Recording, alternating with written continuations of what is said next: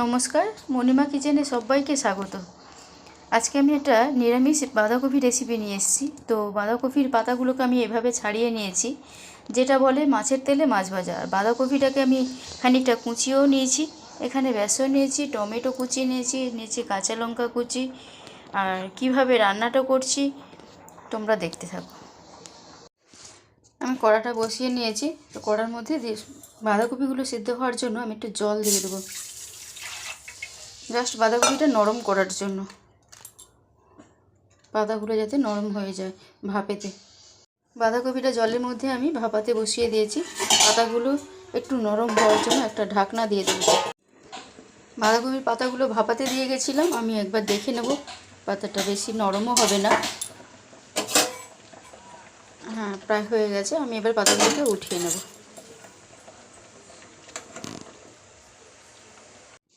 বাঁধাকপির পাতাগুলো সিদ্ধ হয়ে গেছে। আমি একটা ব্যাটার বানিয়ে নেব। তার জন্য নিয়ে নেব বেসন, আর এদিকে ধুয়ে রাখা বাঁধাকপি, আর নেব কাঁচা লঙ্কা কুচি, নিয়ে নেব খানিকটা টমেটো কুচি, আর স্বাদের জন্য নেব নুন। এদিকে নিয়ে নিচ্ছি হলুদ। তো এগুলো ভালো করে আমি একটা ব্যাটার বানিয়ে নেব।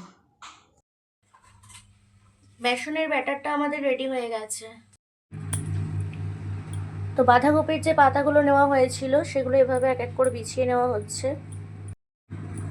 আচ্ছা, বেসনের ব্যাটারটাকে এবারে একটু একটু করে এই পাতাগুলোর মধ্যে দিয়ে দেব এভাবে। এরপরে আমরা পাতাটাকে মুড়িয়ে নেব খুব ভালো করে।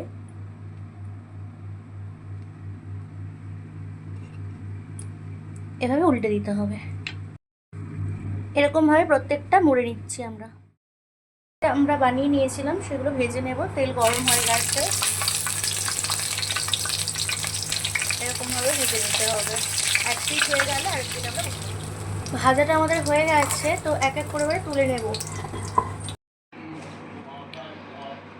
দেখুন, বাঁধাকপির মোমো রেসিপিটা আমাদের কমপ্লিট হয়ে গেছে। খুব সহজ রেসিপি আর খুব কম ইনগ্রেডিয়েন্টস দিয়ে খুব ভালোভাবেই হয়ে যায় রেসিপিটা।